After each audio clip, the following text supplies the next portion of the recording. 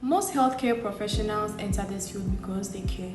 But caring can be difficult when systems are stressful, unorganized, or limiting, especially when qualified healthcare professionals are ready to work but do not always have the clear opportunities to do so.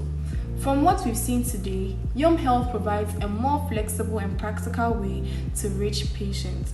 It allows health professionals to provide care based on their availability, respond to request time, and end based on time actually spent on providing care.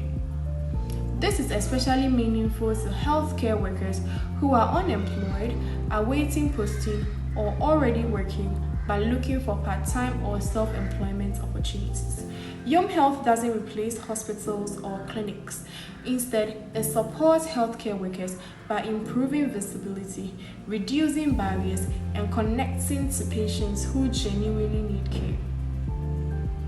For many health professionals, this means staying active, building more experience, earning responsibly, and continuing to do what they were trained for, caring for people. Thank you.